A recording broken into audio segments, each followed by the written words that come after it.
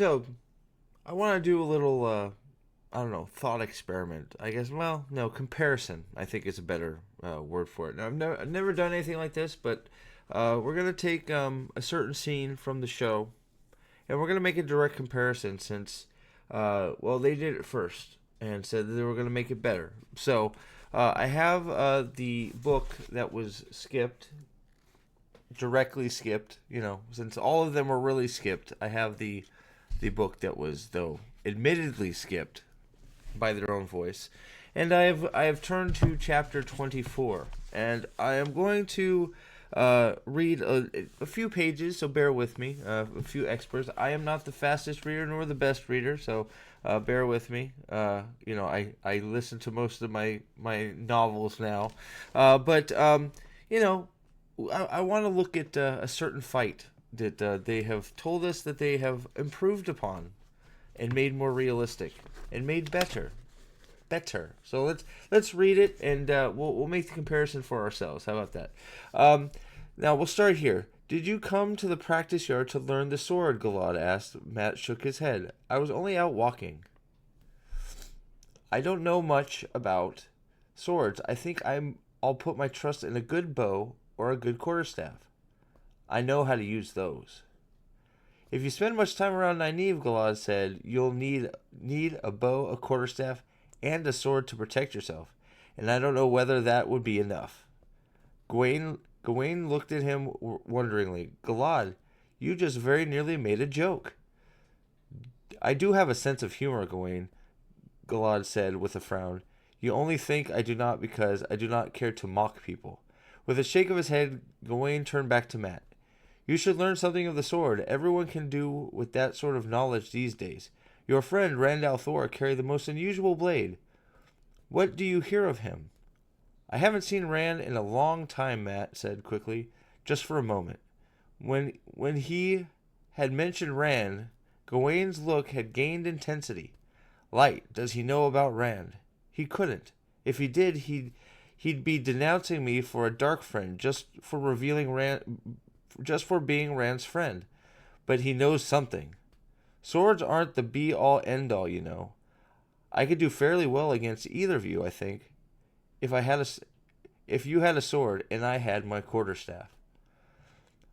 Gawain's cough was obviously meant to swallow a laugh. Much too politely, he said. You must be very good. Galad's face was frankly disbelieving. Perhaps it was that they both clearly thought he was making a wild boast. Perhaps it was because he had mishandled questioning the guardsmen. Perhaps it was because of Else. Is it Else? Yeah, I think it's Else. Who had such an eye for the boys, wanted nothing to do with him, and all those women staring at Galad like cats watching a jug of cream. Isidine accepted or not, they were still women. All these explanations ran through Matt's head, but he rejected them all angrily. Especially the last. He was going to do it because it would be fun. It might earn him some coin. His luck would not even have to be back. I will wager, he said, 2 silver marks. I will wager, he said, 2 silver marks to 2 from each of you that I can beat both of you at once. Just the way I said, you can't have fairer odds than that. There are 2 of you and 1 of me, so 2 to 1 are fair odds. He almost laughed aloud at the consternation in their faces. Matt, Gawain said, there's no need to make wagers. You have been sick. Perhaps we will try this sometime when you're stronger. Now remember, I want you to remember here. This is when Matt had just been cured of the Shadowlogoth dagger. He's incredibly weak. He's starving. And he just decided he needs to get out of the room and walk around the city. He's just going for a walk. He's just hungry. He just ate. He just went through a massive healing ordeal. And he's just been cured of being sick and losing all his memories, which have put gaps in his brain. Remember, he has gaps, right? Boy, oh boy. It's refreshing to read from the text, especially after watching the show that is so bad. Can you see how Matt and Galan and Gawain are actually sort of friendly? They're not friends, but they're being very respectful to each other. They're not poking each other. They're not being annoying. They're not calling each other names or being confrontational. They're just sort of just having a jest, having a friendly conversation. It doesn't have to be a full-out confrontation and people being mad at each other. Just noting, okay? All right. Let's see. It would be a fair wager. Galad said, it would be far from a fair wager, Galad said. I will not take your wager. By the way, Narg, thank you. Got my bookmark plus the book back there. Thank you very much again. We continue. Let me find a good spot here. There we go. We got to see the book here. Yeah, we want to see. There we go. There it is. I will not take your wager now or later. You are from the same village as Egwene, are you not? I would not have her angry with me. What does she have to do with it? Thump me once with one of your swords, and I will hand over silver mark to each of you. If I thump you till you quit, you give me 2 each. Don't you think you can do it? This is ridiculous, Galad said. You would have no chance against one trained swordsman, let alone 2. I'll not take such advantage. Do you think that? Asked a gravel voice. The blocky warder joined them. Thick black eyebrows pulled down in a scowl. You think you two are good enough with your swords to take out a boy? You think you two are good enough with your swords to take a boy with a stick? It would not be fair, Hammer Gaiden, Galad said. He has been sick, Gawain added. There is no need for this. To the yard, Hammer grated, with a jerk of his head back over his shoulder. Galad and Gawain gave Matt regretful looks, then obeyed. The warder eyed Matt up and down doubtfully. Are you sure you're up to this, lad? Now I take a close look at you. You ought to be in a sick bed. So Matt is still very sick. Don't forget. There we go. Are you sure you're up for this? Should be in your sick bed. I'm already out of one, Matt said, and I'm up for it. I have to be. I don't want to lose my 2 marks. Hammer's heavy brow rose in surprise. You mean to hold to that wager, lad? I need the money, Matt laughed. His laughter cut off abruptly as he turned towards the nearest stand that held a quarterstaff, and his knees almost buckled. He stiffened them so quickly he thought anyone who noticed would think he had just stumbled. At the stand, he took his time choosing out a staff, nearly 2 inches thick and almost a foot taller than he was. I have to win this. I opened my fool mouth, and now I have to win. I can't afford to lose those 2 marks. Without those to build on, it will take forever to win the money I need. When he turned back, the quarterstaff in both hands before him, Gawain and Galad were already waiting out where they had been practicing. I have to win. Luck, he muttered. Time to toss the dice. Hammer gave him an odd look. You speak the old tongue, lad? Matt stared back at him for a moment, not speaking. He felt cold to the bone. With an effort, he made his feet start out into the practice yard. Remember the wager, he said loudly. 2 silver marks from each of you against 2 from me. A buzz rose from the accepted as they realized what was happening. The Aes Sedai watched in silence, disapproving silence. The Aes Sedai, of course, don't like this because, well, they're Aes Sedai. They don't like anything. Let's see here.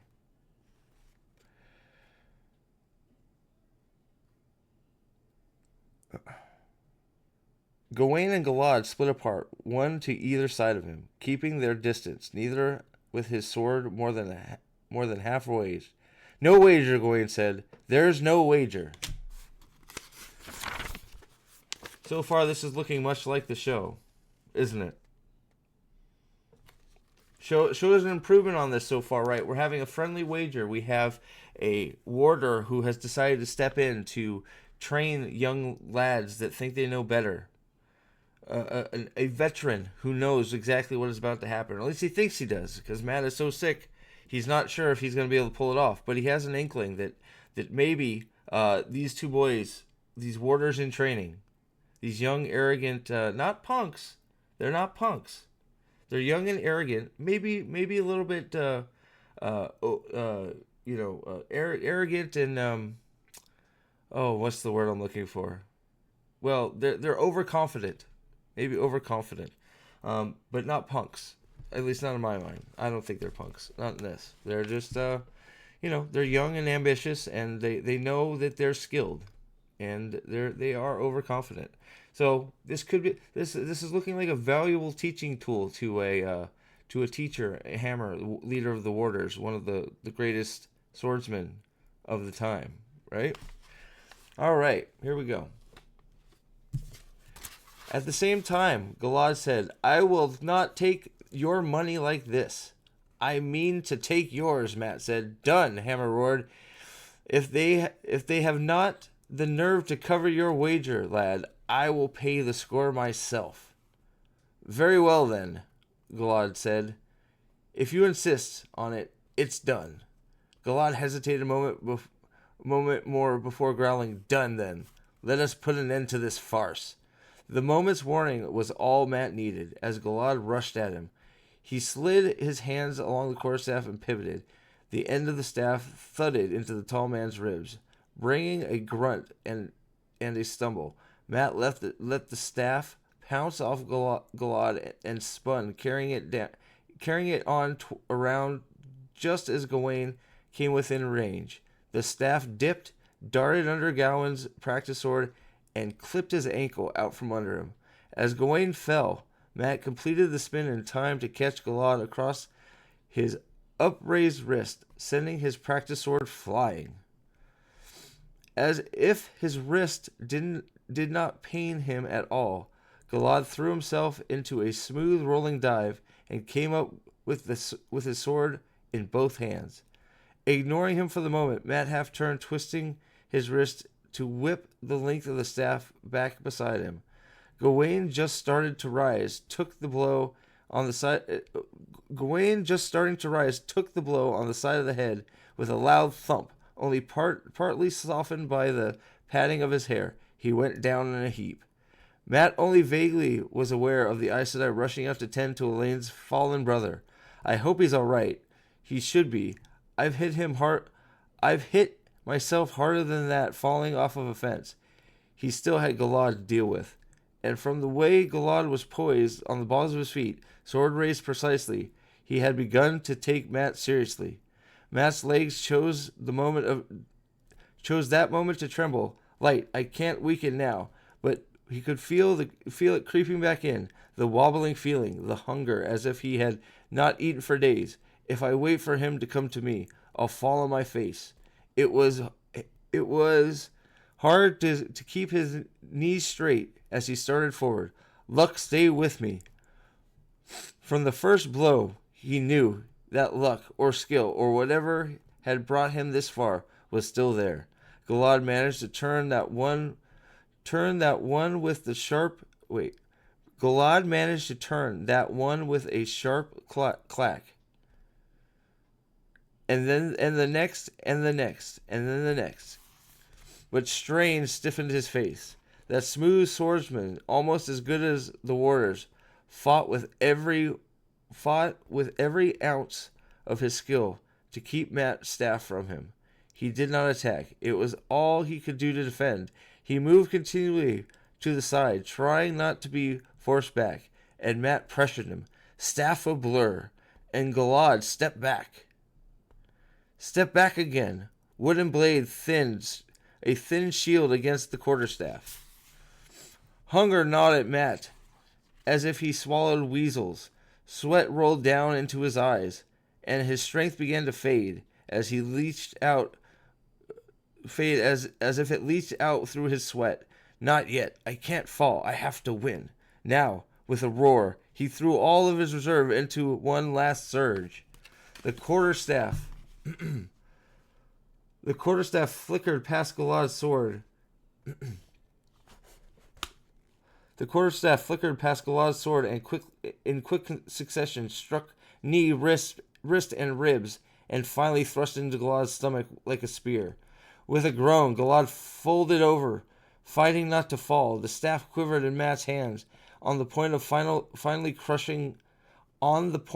a final crushing thrust to the throat. Galad sank to the ground. Matt almost dropped the quarterstaff when he realized what he had been about to do. Win, not kill, light. What was I thinking? Reflexively, he grounded the butt of his staff, and as soon as he did, he had to clutch at it to hold himself erect. Hunger hollowed him like a knife, reaming marrow from the bone. Suddenly, he realized that not only the Aes Sedai and Accepted were watching, all the practice, all the learning had stopped. Warriors and student alike stood watching him. Hammer moved to stand beside Galad, still groaning, on the ground and trying to push himself up. The warrior raised his voice and shouted, "Who was the greatest blade master of all time?" From the throats of dozens of students came a mass bellow, "Jerome Gaiden." "Yes," Hammer shouted, turning to make sure all heard. During his lifetime, Jerome fought over 10,000 times in battle and single combat. He was defeated once by a farmer with a quarterstaff. Remember that. Remember what you saw. He lowered his eyes to Galad and lowered his voice as well. You cannot get up by now, lad. It's finished. He raised a hand, and the Aes Sedai Accepted rushed to surround Galad. I think that's enough. There's a reason it's an iconic scene. Okay, it's a very awesome scene. It would have been great to see it on screen. I do not think that this fight is unreasonable in reality. I think everything that happens is based in reality. I think it's a very interesting way. They're all just there it's not confrontational. It's just a learning moment. Friendly words turn into a friendly jest, into a friendly bout, which has serious implications. Matt needs the money. That's it. The boys, they're actually being gracious. They go from, they don't want to hurt Matt. They see that he's sick, and they don't want to fight. But, Matt insists, and eventually, they decide that, well, he really wants it. We're going to show it to him. And unfortunately for the boys, well, probably fortunately, they learn a valuable lesson. The lesson that Hammer knew they would learn. And not only did they learn it, every warder there learned it. Every warder there learned it, and Matt learned what he was capable of as well, on top of everything else. And it's a realization that his luck is a powerful thing for him. It's one of the few first times where he knows that luck is something that will be a tool that he is able to use, and that will guide him and protect him, and hopefully be with him all the time to give him an advantage. Nothing in this text is hard to see in reality or in real life, being translated into a real life situation. At least not in my eyes. Now, let's take a look at what they did for the show. And before we do that, I apologize because my reading sucked. Here we go. Let's take a look. Okay, so here we are. The fight from the show. Okay, the fight and the scene. So you've just heard from the text what it sounded like from the book. Okay. Totally believable.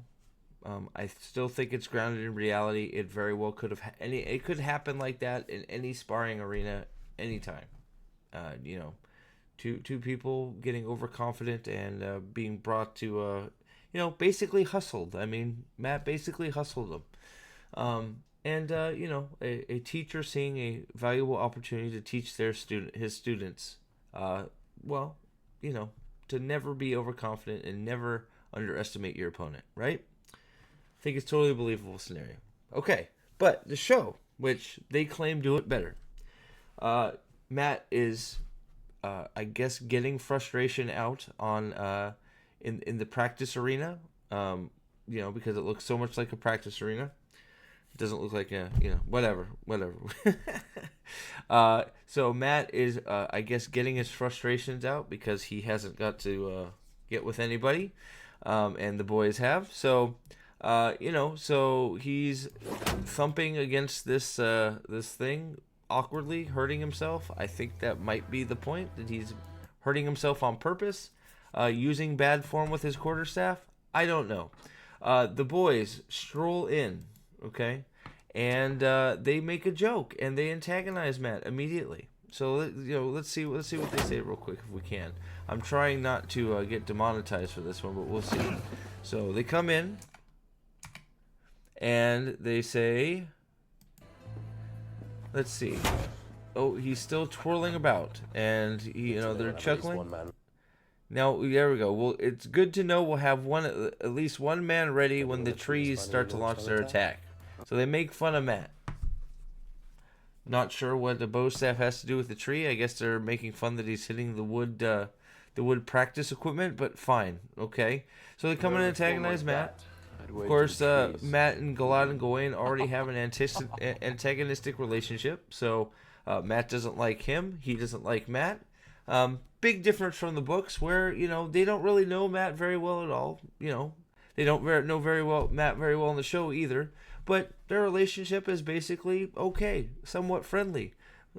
Some friendly, jabs back and forth a little bit. I don't even know if they call them jabs. They're concerned for Matt because he's sick. So he's not sick in this. He's just being an asshole. Well, he's not even really being an asshole. He's just big upset. So he's hitting a wood thing. So the brothers come in and are big, assholes to him for no reason. So, man, the brothers are looking really good right now, right? So they come in and take over the arena. Now, this is one of two lines that they use from the text. They pull. See, this is what they're doing this season. They'll pull a few lines out from the book, and then they want you to give them a cookie because they took a line from the book and just shoved it into their crap.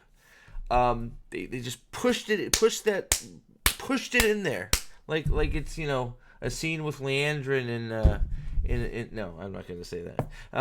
Like it's a scene with Lan and Nynaeve. That's better. Triangle peg into square hole, round peg into square hole, whatever you want to say, right? So they just take it and they just try and shove that line in there, and they want a cookie. And every time they do this, they go, "See, we are following the books. We've put a line in the book in here." Well, you put a line in the book in here, but the context around it is so much different that it doesn't. Who cares? They might as well be saying, "Here's an axe. Take it, and we'll craft and cut trees." It doesn't make sense. It doesn't matter what they say because everything surrounding the line that they've just taken from the book is different and wrong. Okay? So, moving on. So they use one line from the book here. They get one. Here's your cookie. You got one line from the book. I can show you how to use a proper weapon. Right? Now, he's actually being a dick. Okay? So he's being a dick in the show. He was not being a dick in the book. He actually was offering his service to Matt. Maybe a little, at least that's what it sounded like to me. Maybe he was being a little arrogant, saying, quarterstaff is beneath me, but I can show you how to use a sword as a proper weapon.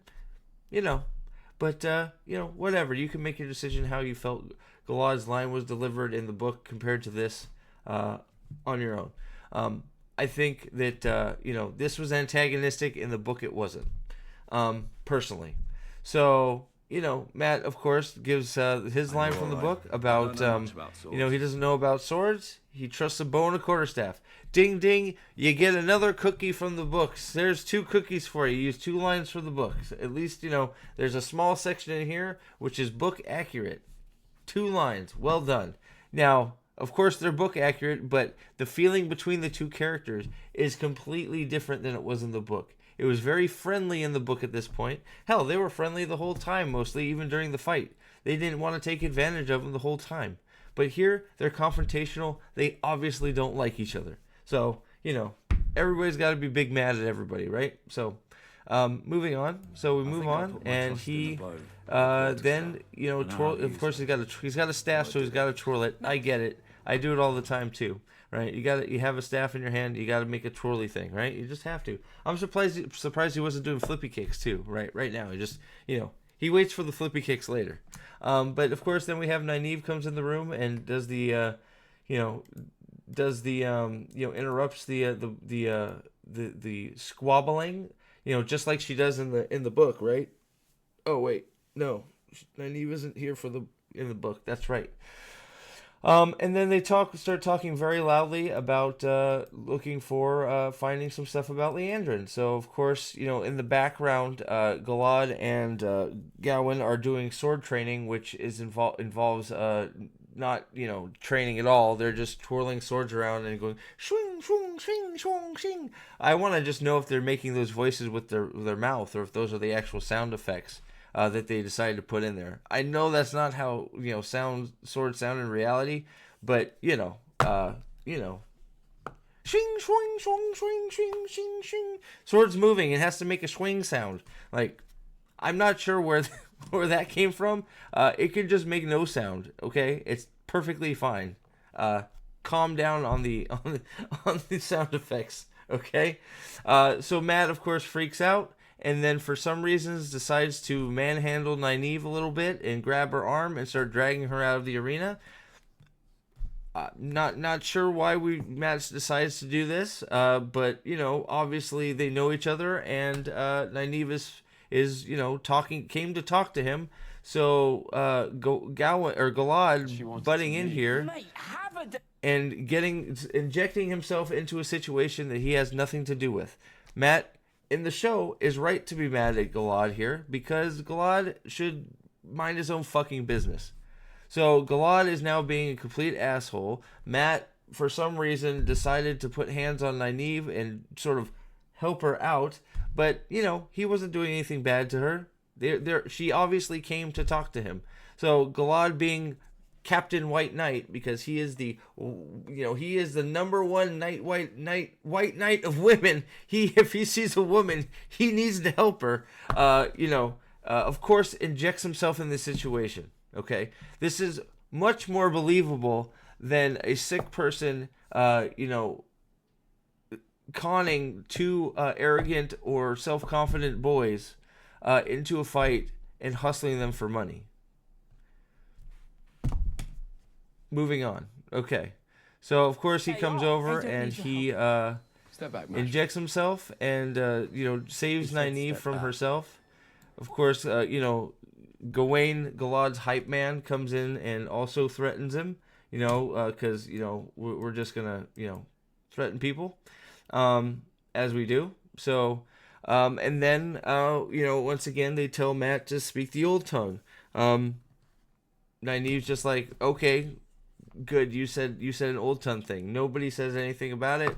It's just something he does, Whereas in the book, Hammer's like, why the hell are you speaking old tongue, right? It's actually the fact that he's going around speaking old tongue is a big deal. We just, it's something Matt does because he's got things in his head, right? Also, I just want to say, in the show, still don't understand why Matt thinks Nynaeve can do anything to help him. She's been shown to be completely incompetent in every way. So, not sure why if he just, I think the proper answer for Matt in this situation is, I don't want to be left here in the tower with these Aes Sedai. I'm coming with you because I want to help you. Not because she can cure him, but because I don't want to be here with them. I want to come with you. Maybe I can help you. That should be the answer he gives for why he's coming with her. But of course, it's, because she can do something for him, which she's shown that she can't. But whatever. Moving on to the fight again. So we move forward, and of course, Matt. Oh, we missed the part where he makes the wager.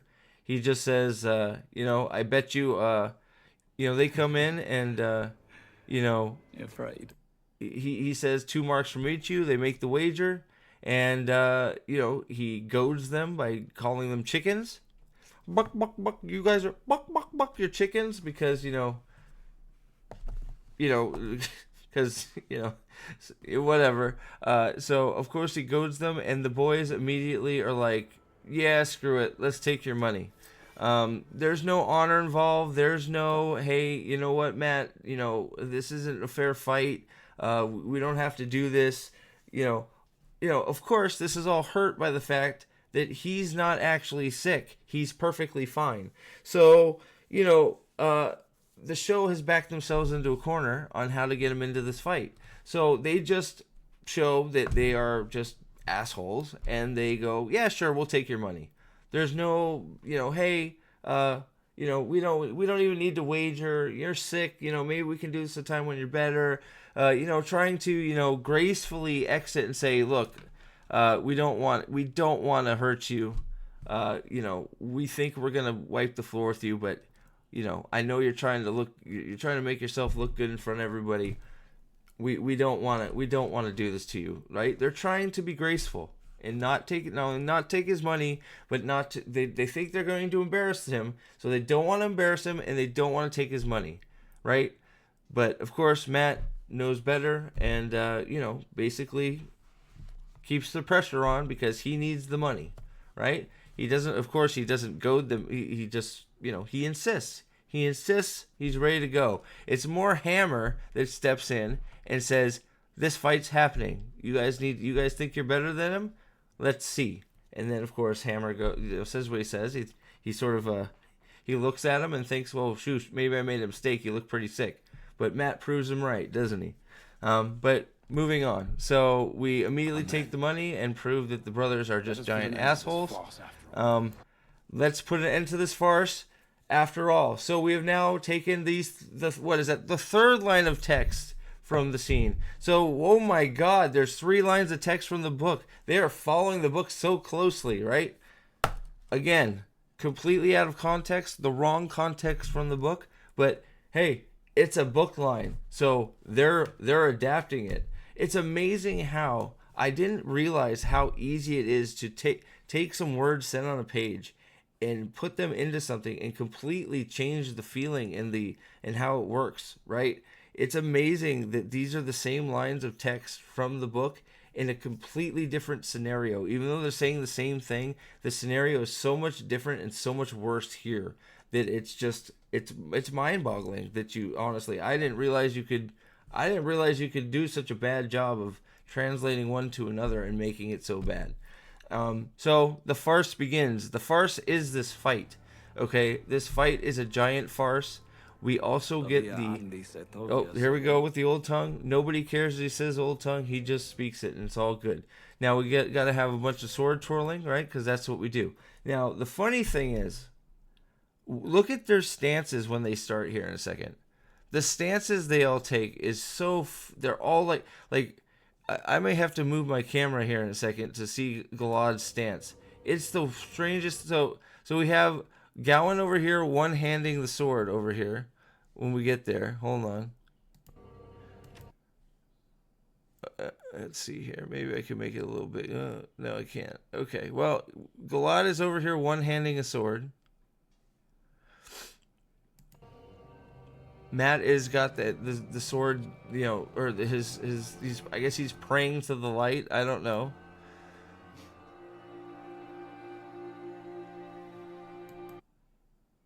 We have the gentle music, of course, and then we're gonna get the cringe music behind with the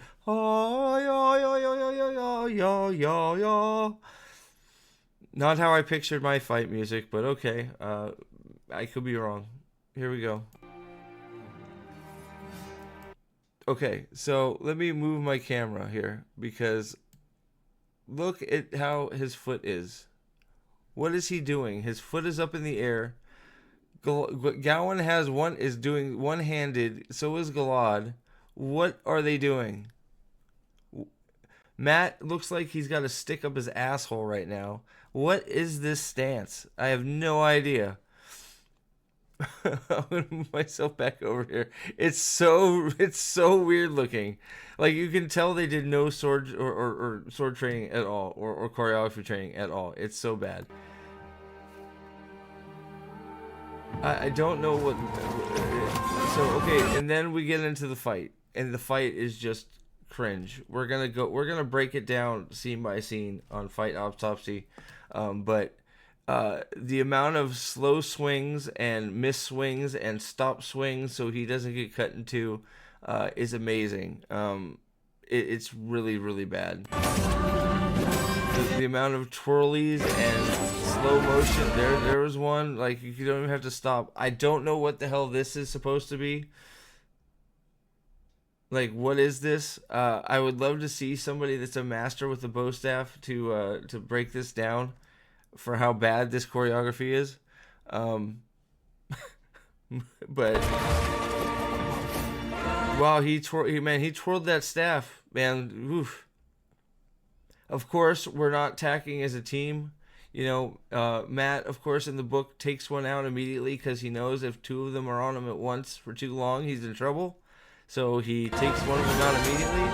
That's not the case in there. We do the slow flippy quick twist, and we just totally let him stand there on the ground, stabbing the dirt, apparently. And Matt does a super pose, and Nynaeve is so proud of his baby boy. We then get the handhold maneuver, whatever that is, and then we do the handhold spinny twirl kick. We do the slash walk away twirl inside stab move. We do the wild swing with a quarterstaff that, you know, is not proper. We hold the quarterstaff behind our back and leave our chest exposed. And then we have the cringe music. It's so bad.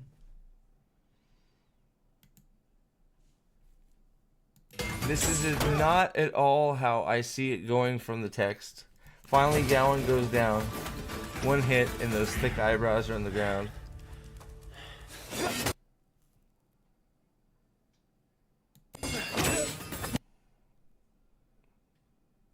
More punching when we have swords.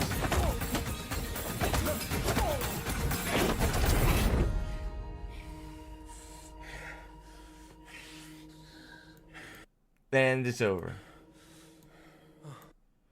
No Aes Sedai, no nothing.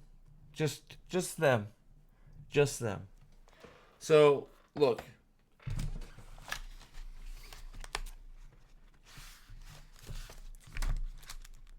We're going to break it down even more. But if this is what's considered a good fight scene, you need to raise your standards. I am tired of all of these fantasy shows, these fantasy adaptations that won't take the time to train their actors to actually do combat, to actually do choreography that doesn't make you go, oh, wow, that looked really weird. He should be dead.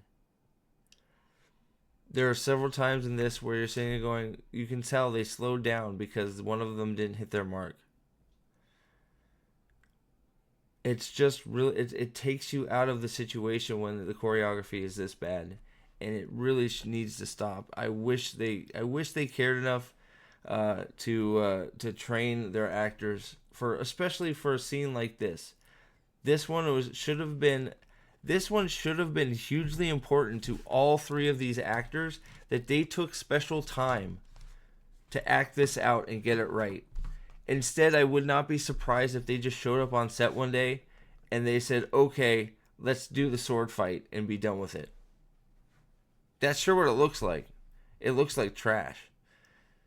And they've also darkened the room so to try and fool our eyes into not seeing that they miss and all the slowdown and all the hitting air instead of going for the body, you know. Do better. Do better. It was nice when we used to care about choreography. Let's get back to that. So I just wanted to show everybody, you know, and I guess everybody to hear how massive the difference between these two scenes are, and how this is in no shape or form Matt's actual iconic staff fight. It is a poor rendition of it. I don't even know if we can call it in the same ballpark. I think, we'll put this in the not even close category when it comes to trying to adapt it. The only thing that's right is they both have swords and he has a quarterstaff. That's about the only thing that's right. And I will also, while parting, say that I believe the situation in the book is more plausible in a real life situation than this, where Galad is just being a nosy asshole and is injecting himself in between two people that are talking. And Matt is so big mad because, real quick, I do want to say this. All right. The reason Matt hates the boys so much is because of all the attention they get. Okay. And this is important. Okay. So in the show, he hates them so much because they're getting so much more attention from the girls. Right? They're getting laid more. The girls are oogling over him and all that, right? And Matt hates it so much he lets it drive him to this fight. It's a big part of why he doesn't like him, a big part of why he fights here. In the book, it is mentioned that it bothers him, but then he rejects it as the reason for why he's doing it. He's doing it because he needs the money and it'll be fun to show them what he's made of. I just thought that, we should call that out. It has nothing to do with that. He flat out rejects the notion that he's going to do it because they're popular with the girls. So, thanks for watching. Tell me what you thought of this fight. We're going to look at it a few more times probably and break it down frame by frame eventually because it's just that bad. And that's what we do. So, thank you for watching. And we'll catch you on the next one. All hail the Lord Dragon. And we will see you very soon on the next video or stream. Thanks for watching. Bye.